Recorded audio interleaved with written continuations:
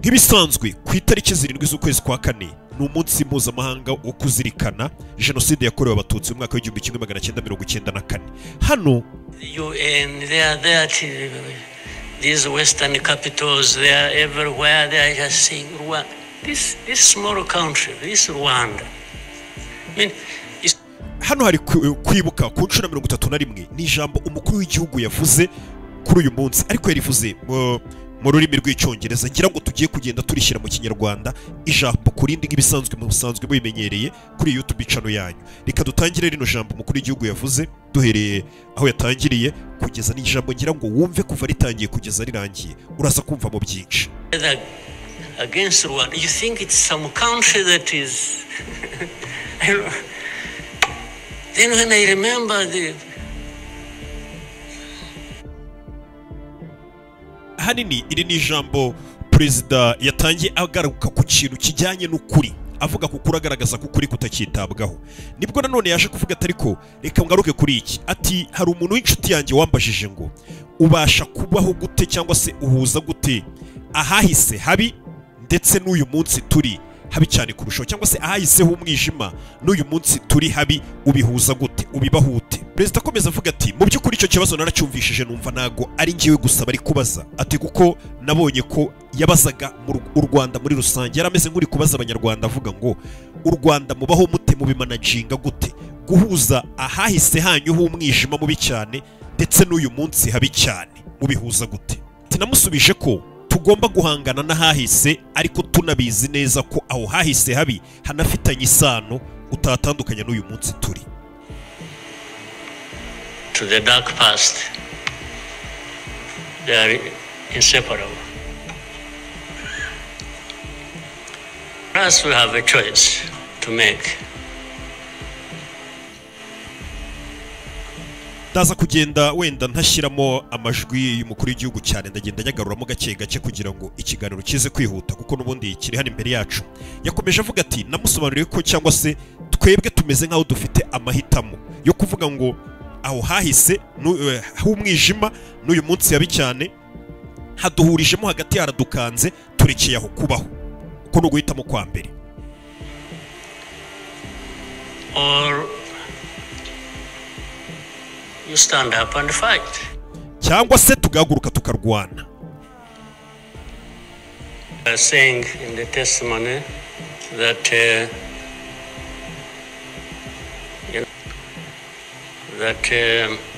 ndetse perezida yakomeje avuga ati ubwo abantu hano baje bagatanga ubuhamya banyuze hano bagiye bavuga ko bafite ibyiringiro ko ibyabaye imyaka 31 bitazongera kuba, ati ntago ari ukubera ko ari ibyiringiro bafite by'uko abagerageje n'ubundi abakoze iyo jenoside mu Rwanda atari uko batazongera kugerageza kuba babikora ibyo bakoze now again, cyangwa se suko n'ubu batari kubigerageza kuba babikora.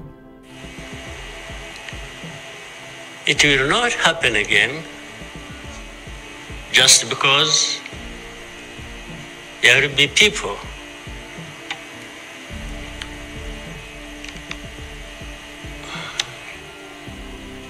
and fight.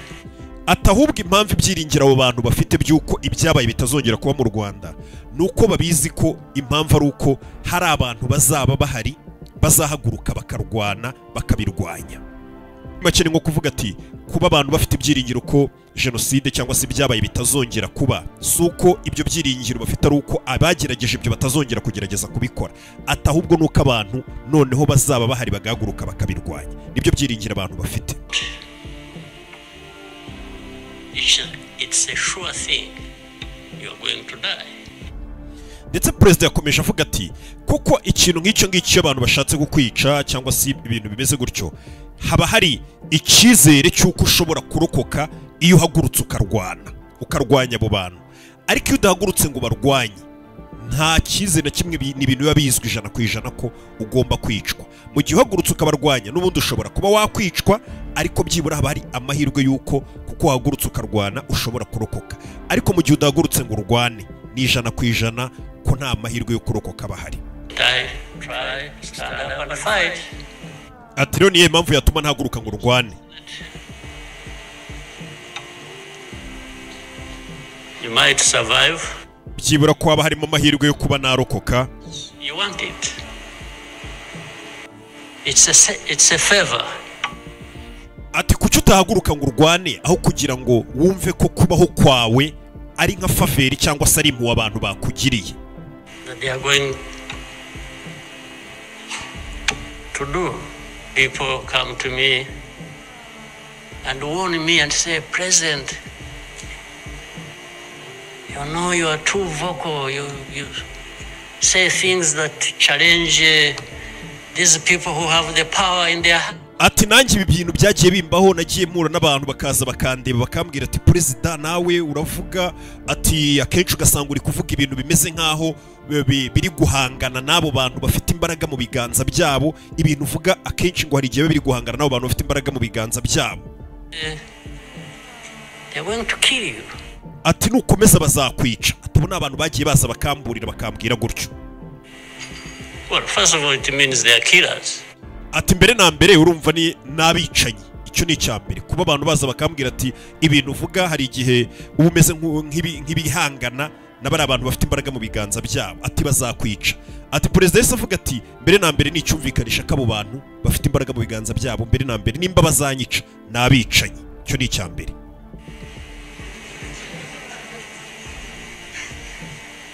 But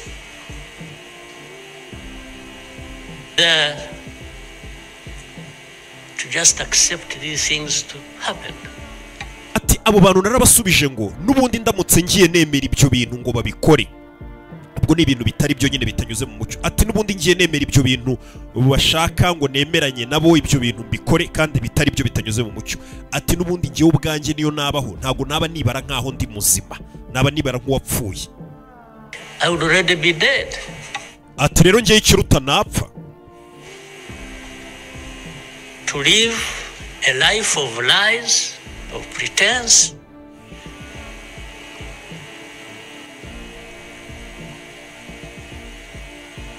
to somebody else, I would be dead anyway. Ataho kugira ngo mbeho ubuzima bw'ikinyoma nigira uwo ntari we numva ko ibintu byose ndi gukora atari byo nyine. Ati nubundi icyo gihe naba meze nkaho napfuye. Kubaho numva ko ubuzima bwanjye nubundi mbukesha undi muntu ari mu yangiriye kuba ndiho mbeho ubuzima bw'ikinyoma. Ati nubundi byaruta ugapfa nubundi waba warapfuye uhagaze. Ati kuki ahubwo ntapfa mpangana. Why don't you die fighting? Namwe abanyarwanda kuki mutapfa muri kurwana mwirwanaho. Anyway. Kuko nubundi mubyemeye gutyo mwamumeze nkaho mwapfuye muhagaze. Just dying like flies. Gupfa nk'amasaza araho. Why? Ati ndetse ubu butumwa bwanjye bugere no ku bandi banyafurika bose. Humanize. Accept it and they beg. I can't beg to live. Ati ubutumwa bugere no ku bandi banyafurika bose babayeho buri munsi ubuzima bwabo babayeho gutya bateshwa agaciro bamburwa ubumuntu binginga ngo babeho bameze nkaho kubaho kwabo bari kubyingingira abandi bantu. Ati nge ntabwo nshobora gusaba kubaho n'uburenganzira bwanjye. Ati ntabwo nabishobora. I can't beg anybody.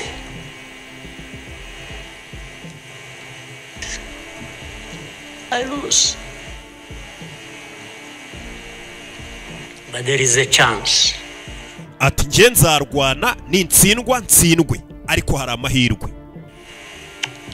A significant chance that if you stand up and fight, you will live. Gusa icyiza cyo kuhaguruka ukarwana nuko haba hari amahirwe byibura ko nuhaguruka ukarwana ushobora kurokoka cyangwa se uzabaho. And a dignified life. Ndetse ukanavuga ko wabayeho ubuzima bufite indangagaciro, wabayeho ubuzima rwose bunyuze mu mucyo. That you deserve, that anybody else deserves. Ndetse ari nabwo buzima buri muntu akwiriye n'undi wari we wese ari nabwo dukwiriye. These western capitals, they are everywhere. Ati naho bano bantu birirwa aho ngaho mu nama z'umuryango w'abibumbye birirwa muri ibyo bihugu byo mu burengerazuba mu mirwa mikuru yaho. bakomeza bavuga u Rwanda Small country, this Rwanda. I mean, ati mukirirwa muvuga u Rwanda mwumva ari agahugu gato, ati njya mbabona mwagiye mukishyira hamwe ibihugu byinshi mwese mugateranira agahugu k'u Rwanda, ati iyo muri kuvuga u Rwanda muba mwumva ari akantu. Iryo jambo ntabwo rirangije. The facts about it. Ati si nayo irisebya, atari ko icy'ingenzi tugomba kubaho.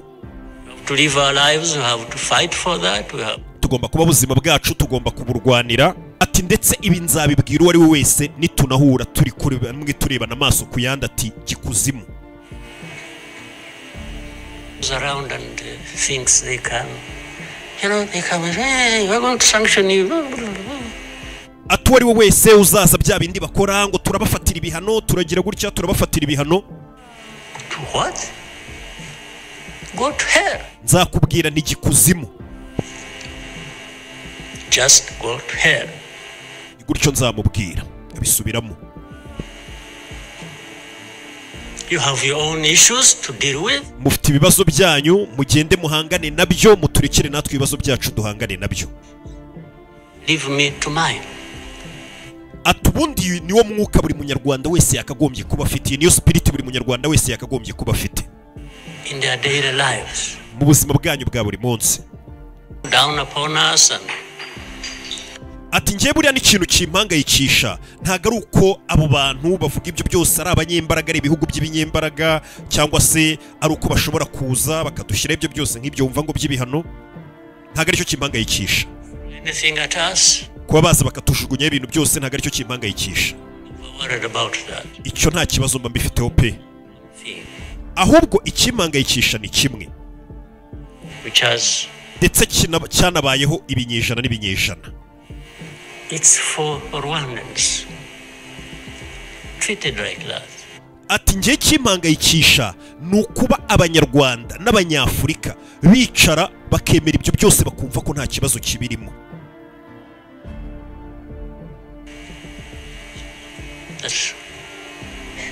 Let's refuse to be mistreated like this.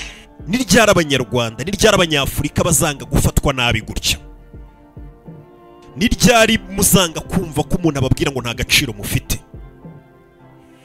To be told that their lives have to be lived as a result of a favor they are being done by somebody else. Ni ryari muzumva ko mugomba kwanga ko kubaho kwanyu umuntu aza akababwira ko ari ukubera yabagiriye muwe ari faveri ze kuba mubaye akabibumvisha? Ni ryari muzabyanga? Icyo ngiye nicyo kimpangayikisha. Hano perezida yavugaga ibimuhangayikisha, katari bivugwa na bari abantu, atari ibyo bintu baza bagatura ku banyafurika, ibyo by'ibihano n'ibindi byose, atahubwo kuba abanyafurika babyemera, kumva ko kubaho kwanyu umuntu aza akabumvisha ko ari impuhwe ze, atariho mbega byaba ari ibibazo namwe mukabyemera. What a shame. Mbega ikimwaro. Moment. Kuba abantu ibyo bintu babyemera niyo kaba ari agahe gato mu byemeye mu cyakanya gato, icyo ni ikimwaro. Ibyo mugomba kubyemera, mugomba guhaguruka mukirwanaho. Ngiye kurekera gukomeza gushyiramo amajwi kuko n'ubundi tuyafite hano imbere, noneho dukomeze ngenda mbibabwira ibiri kuvugwa hano. Ni ijambo riri kuvugwa n'umukuru w'igihugu cy'u Rwanda ku kwibuka ku nshuro 31. And then you have fools leading countries, noneho mukagira n'ibyo bigoryi biyoboye ibihugu and being used as puppets. Noneho bakabikoresha nk'ibipupe.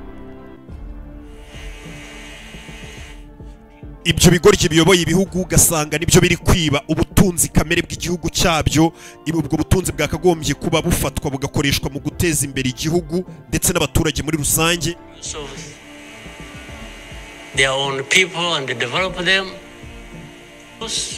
Ahubwo ubwo butunzi bw'igihugu ugasanga bari kubukoresha ku giti cyabo, ugasanga baragiye baba ba miliyarderi batunze za miliyari, ariko ugasanga miliyoni z'abaturage zituye mu bukene. Abaturage bari mu bukene bamerewe nabi, abari gukoresha ubutunzi bw'igihugu babujyana mu nyungu zabo no kwiteza imbere gusa. Millions of people going hungry, amamiliyoni y'abaturage ari kwicwa n'inzara, and their leaders billionaires, mu gihe abayobozi b'ibyo bihugu usanga ari abamiliyarderi batunze za miliyari, money that has been stolen, kandi ugasanga ni amafaranga yibwe mu butunzi bw'abo baturage, bwa butunzi bw'igihugu n'ubundi.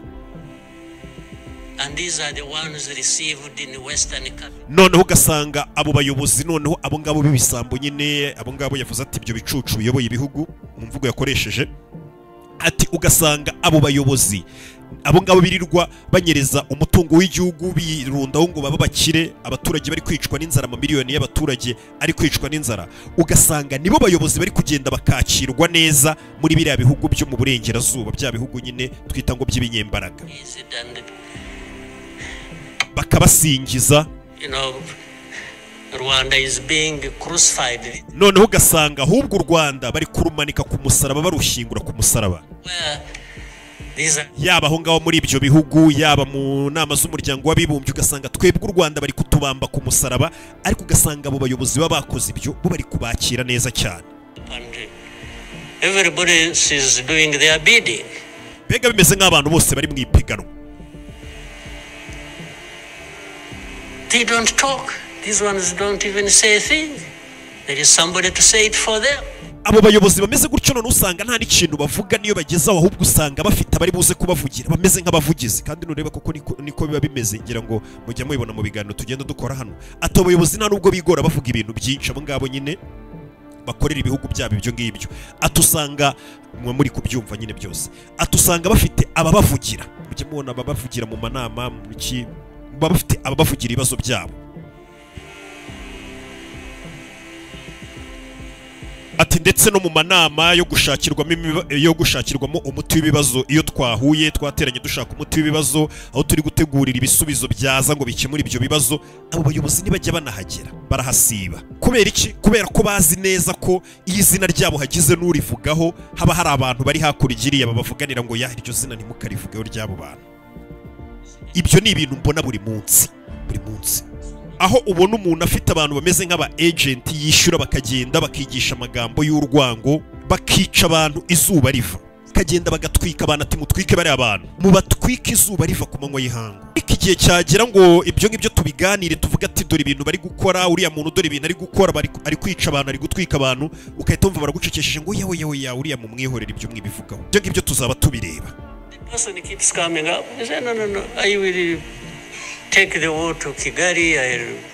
Ndetse ugasanga uwo muntu ari no gukomeza avuga ati ngiye nzajyana intambara i Kigali nzabatera ngeyo ndetse nkureho na guverinoma iriyo ati ndetse dukore ubwo buyobozi buriho abatutsi turabarambiwe nk'uko bari babarambiwe imyaka 31 ishize. And it's okay. These wonderful people, these powerful people who tell us what to do.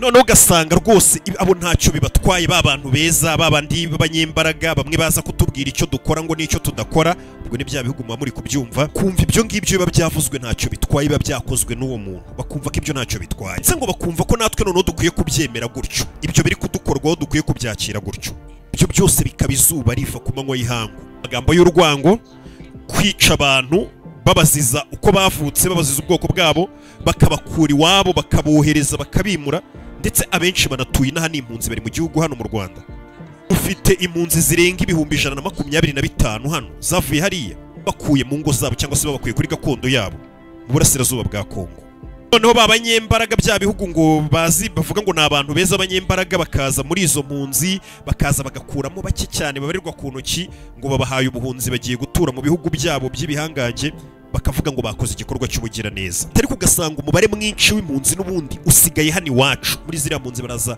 bagakuramo bake bakabajyana ngo gutura muri ibyo bihugu byiza byabo twebwe umubare munini mwinshi w'impunzi bakawudusigira hano noneho bakumva ko dukwiye kubashimira ngo nuko baje muri izo mpunzi nyinshi ziri hano bagakuramo bakenya bakabajyana hariya ndetse bakanatwereka ko kuba bafashe zimwe mu mpunzi bafashemo bakenya bakabajyana gutura iwabo ngari agakorwa k'ubugira neza bakoze cyambere izo mpunzi ibyo bihugu iyo bije kuzitwara hano babatwara abo bakenya nyine babatwara bazi ko ari impunzi zituruka mu gihugu cy'abaturanyi ati iyo baje gutwara izo mpunzi ntago bajya bavuga ngo batwaye impunzi z'abanyarwanda babatwara bavuga ngo dutwaye impunzi z'abanyekongo ati noneho nabwo bakaza bagatwara mu baki cyane ati nakifuje ko ubwo izo mpunzi zose ziri hano bakanaje bakazitwara bakazijyana muri ibyo bihugu byabo ko baraza bagatwara mu baki cyane noneho abandi benshi basigara ari ikibazo cyanjye ati icyo bakora ni ukujya muri Kongo bakirukana y'abo bantu bose bakabazana hano mu Rwanda, barangiza bakaza hano mu Rwanda bagafatamo bake cyane batanagera kuri 0 na 0.5 mu mpunzi zose ziri hano, bakavuga ngo barabatwaye. Ubundi bakavuga ati izo mpunzi zaba nyinshi zisigaye ziguma ari ikibazo cy'u Rwanda,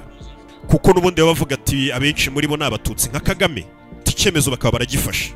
Ariko ntago bajya bibaza ikibazo kivuga ngo ese abo bantu bundi barinda babimpunzi ubundi bisanze gute hakurya y'umupaka, bisanze gute hakurya y'uwo mupaka aho ngaho muri Kongo babimura babakura nyine bavuga ngo bahabakure ngo n'abatutsi n'ibindi.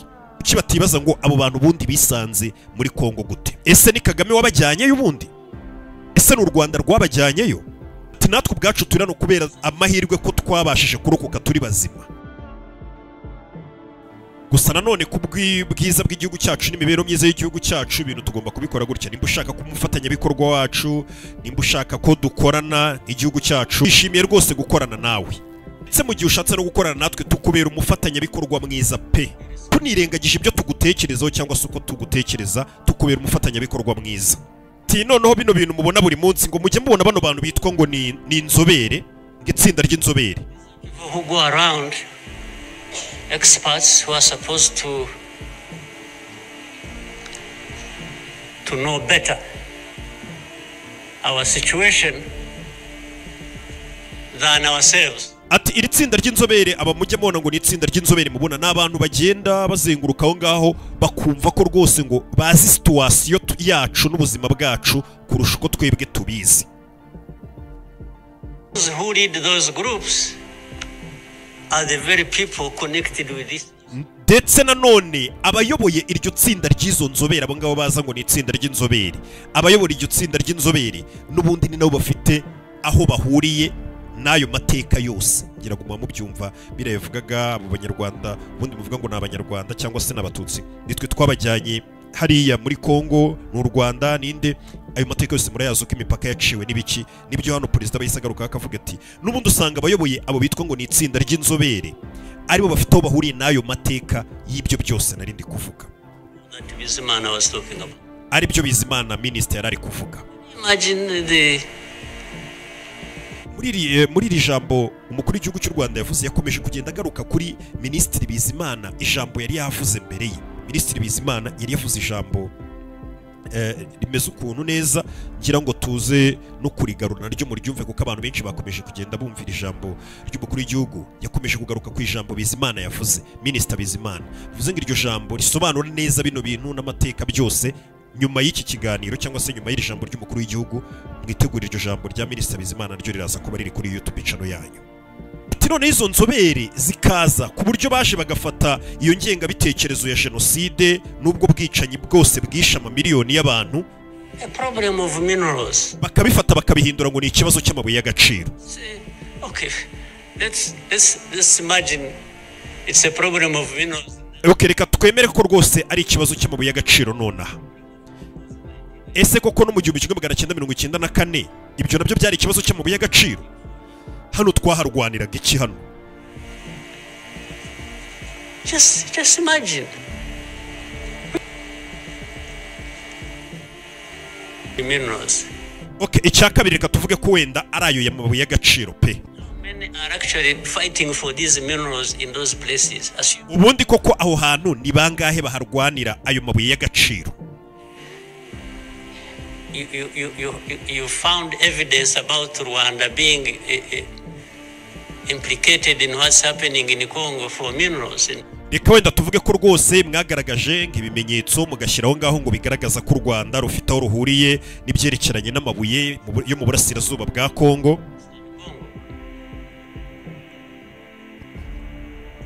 Are you really saying it is just Rwanda?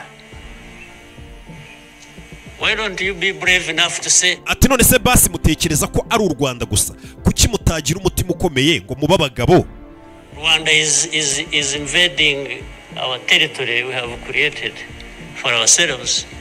Basi ngo mwebwe mufata muvuge ibyo byose, muvuge ngo muba abagabo nyabaga, muvuge ngo u Rwanda rwatatse ahantu hacu, rwatatse amatware yacu twiremeye yacu, akarima kacu, mukaba ariko mubivuga. And is encroaching on the minerals we are also encroaching on in Eastern Congo. ati ndetse u Rwanda rurashaka kwigarurira amabuye yacu y'ahantu twari twarifatiye mu matwari yacu, akaba ariko mubivuga mukaba abagabo nyabagabo cyangwa se mugashirika ubwoba mukabivuga gutyo, aho kuvuga ngo u Rwanda ngo ruri muri Congo ngiki, ahubwo mwe mugatinyuka mugabwira bya bihugu by'amahanga mukavuga mutu Rwanda rwatatse mu burasirazuba bwa Congo ahantu twari twarigaruriye twarigiriye akarima kacu twikuriramo amabuye, akaba ariko mubivuga. Why don't you be brave enough to admit that? Kuki ibyo mutabivuga gutyo ngo mubyemere gutyo?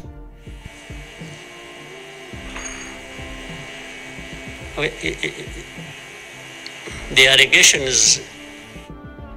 Ati mwebwe mufata iyo myanzuro, ibyo muturega iyo biza kuba ari ukuri, u Rwanda rwakagombye kuba rukize nk'uko namwe mukize, mwebwe mufata ibyo byemezo. Hano yabwiraga bya bihugu by'amahanga nyine bifata ibyo byemezo, ndetse na nubwo twakabaye icyo gihe tugikeneye amafaranga yanyu, ibyo n'ubundi nta kintu muduha, ariko mukaza rwose mukadukubita mukadushyiraho ibintu byose. Iyo rero niyo si iri ahahiseho umwijima habi cyane twanyuzemo, ndetse n'uyu munsi habi cyane turi.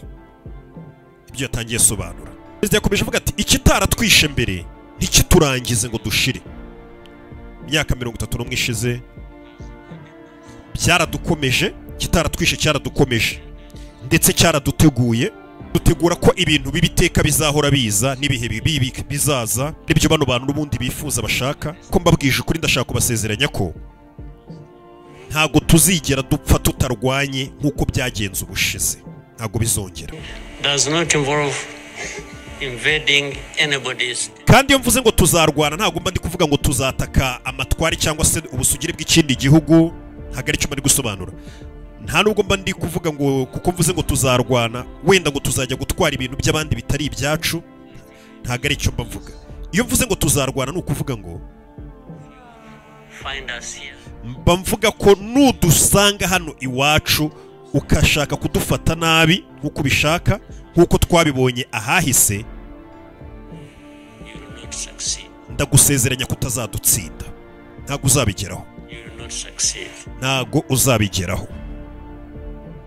Tubundi ngewe numva ko buri munyarwanda wese yakagombye muri kano kanya kuba yiyumvamo ubushake bwo kurwana.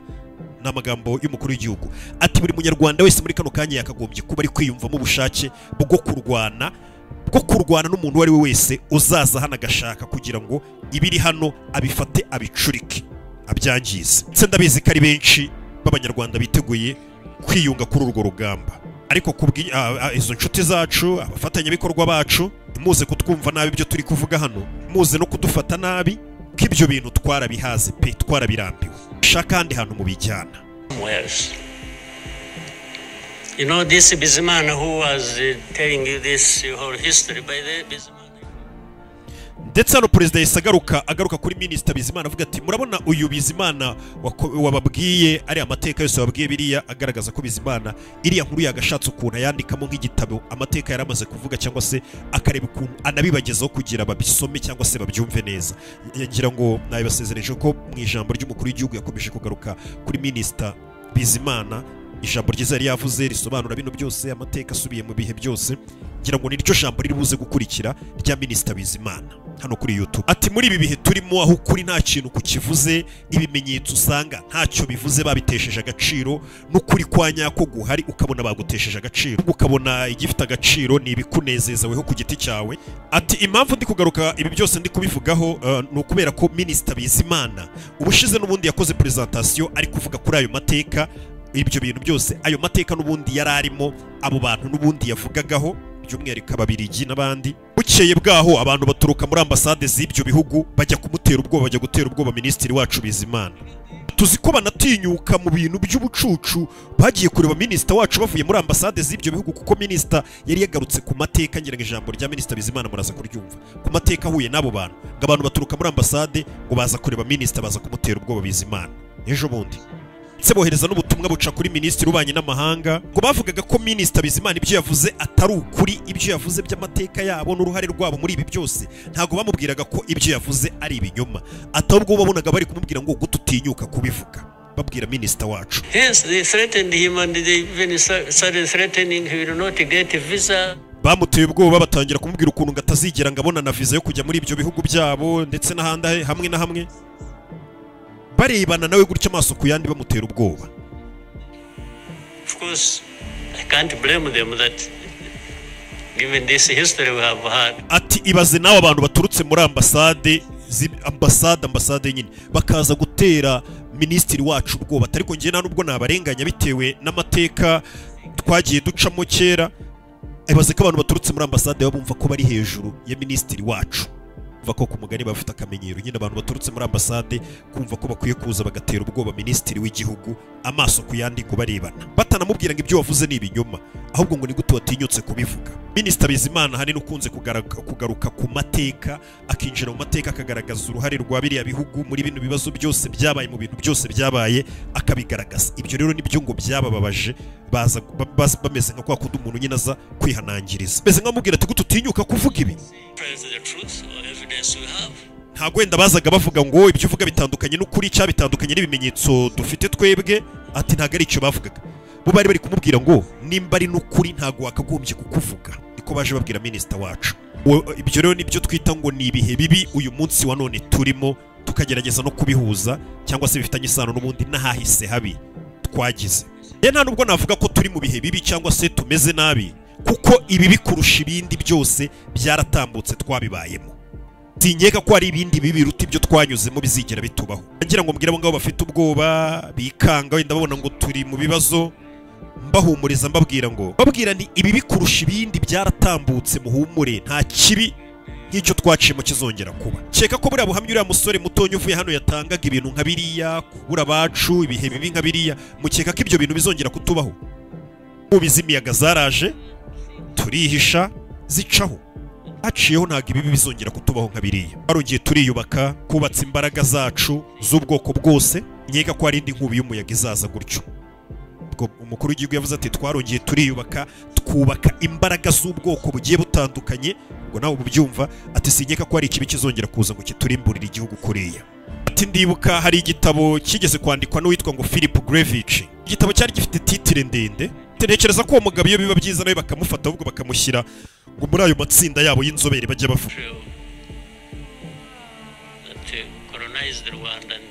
Atariko ahubwo mwe mukajya kwizanira abantu ngo nuko ngo baturuka mu bihugu byakolonije u Rwanda. Mugabo mu gitabo cye yaravuze ngo, umutwe w'igitabo waravugaga ngo kwifuzaga kubamenyesha ko ejo tuzicwa tukicanwa n'imiryango yacu. Ni igitabo cyanditswe n'uwo Philip. Muri igitabo cyari gifite titire ndende ivuga ngo twagira ngo tubamenyeshe ko ejo tuzicwa tukicanwa n'imiryango yacu. Niko icyo gitabo cyitwa. Se bamenyeshaga abantu ubundi, n'indi ubundi wari kuza agahagarika ubwo bwicanyi akabatabara, nta n'umwe. Byarabaye nk'uko byavuzwe, abantu bakomeza gutabaza isi bayimenyesha, ati turashaka kubamenyesha ko abantu bagiye kwicwa n'imiryango yabo, menyesha isi ati ejo bazatwica n'imiryango yacu, abantu bamenyesha batabaza. Ariko se ninde wabyitayeho? Abantu barishwe n'imiryango iricwa, harimo ndetse na famiye yuriya musore ukiri muto wari uri hano, ndetse harimo natwe imiryango yacu, twebwe muri bamwe duhagaze hano natwe imiryango yacu yarishwe. Se barangiza bagashaka no kutugira babi bashingiye ku mateka yacu. Bonye hari imbaraga ziri hariya iteka zihora zishaka zigafata abo ngabo biciwe cyangwa se abo bagiriwe nabi, zikabagira nk'aho ahubwo ari bo bicanye, ari bo bisha abantu. Buryo usanga nk'uyu mwana uvuye gutanga ubuhamya hano avuga ibibi yakorewe, ukuntu imiryango ye yishwe, ugasanga ari abantu bashaka kumufata ahubwo bakamugira nk'aho ari bo bantu babi, ari bo bicanye. Ibaze kubona abana umuntu nk'uyu nguyu byagoranye no kugira ngo nawe arokoke, yabuze buri kimwe, imiryango ye yarishwe, ariko ubu ngubu ukabona bari gushaka kubafata n'abo bantu bakabagira nk'aho ari bo bicanyi cyangwa se ari bo bantu babi. Ibyo ngibyo nibyo ubona ko isi ishaka muri kano kanya. Ndetse perezida hano yahise yongera gusa nk'ubanyurira mu nkuru ababwira ati mu gihe bino byose byabaga 94, ati mu rwego rwo kugira ngo ngiye ngume ntekereza neza mu mutwe meze neza ntegura gahunda yose, ati intambara zari ziri kuba hirya no hino, abantu intera hamwe ziri kwica abantu, abasirikare ba RPF no bagenda bagerageza kurokora abantu no gutabara narwana n'ingabo za guverinoma. Umwe ba komanda banjye nibwo baje kumbwira ati ngwino urebe ibyabaye hano, baramamagara ngo njye kureba. Nagiyeyo rimwe gusa njya kureba ibyabaye, anga hari ahantu bacukuye urwobo runini rwuzuyemo imirambo y'abantu, icyo cyobo cyari kirimo nk'imirambo y'abantu bagera ku 2,000. abo bantu twasanzemo bagera kuri 12 bari bakiri bazima tubakuramo muri icyo cyobo kumbwira ngo abo ngabo 12 twarokoye bamwe babayeho iminsi mike ariko ngo abandi barapfasigara barindwi ndetse na n'uyu munsi barindwi nkeka ko bakiri bazima ko guhera uwo munsi bamamagara ngo nze ndebe imirambo y'abantu bari kwicwa cyo gihe nahise mbwira ba commanders banye ndababwira nti guhera uwo munsi ntimuzongere kumamagara mumbwira ibintu nk'ibi ngibi ngo nze mbirebe ubwicanyi buri gukorerwa abantu ntimuzongere kumamagara muri ibyo bintu cyangwa ngo mushake ko bitekerezaho ngo mubinjyanemo mubimbwire ibyo byose biri kuba mbega ngo nze mbirebe n'amaso yanjye ndababwira ati mujye mubikemura mukomeze urugamba mwe mubikemure ku giti cyanyu mutanzanye ngo mbirebe nk'umuyobozi wanyu. And the reason was simple.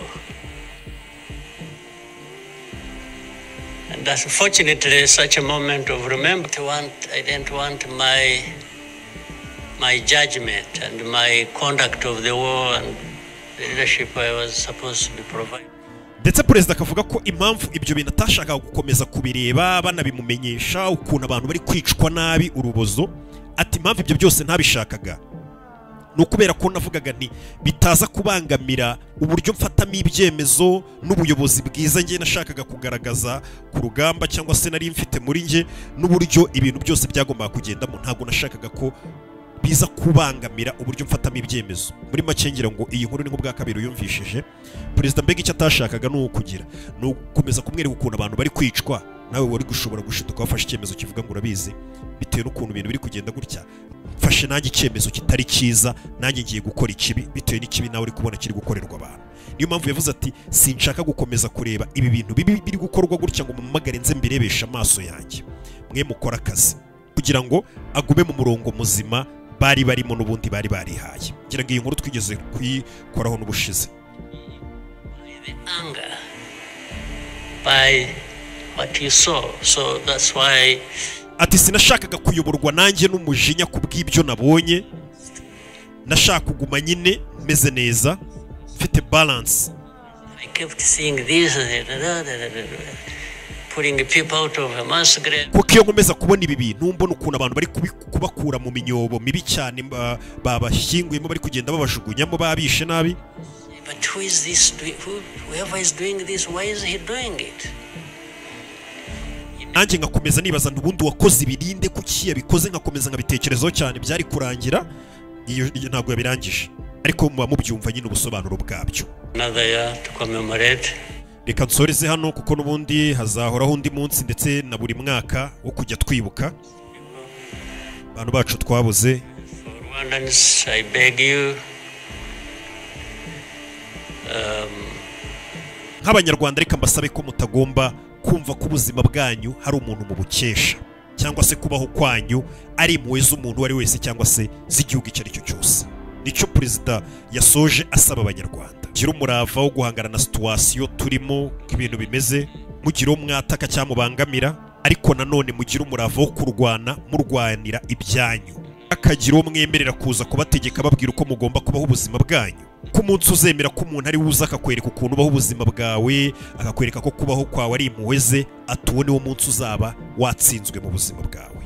Iryo ni ryo jambo umukuru w'igihugu yavuze ku nshuro 31 kwibuka ku nshuro 31 twibuka jenoside yakorewe abatutsi 1994 ndetse mboneraho no kwihanganisha buri munyarwanda wese twibuka twiyubaka. Ibuka gukora subscribe ndaje turebe ikiganiro cya Minisita Bizimana.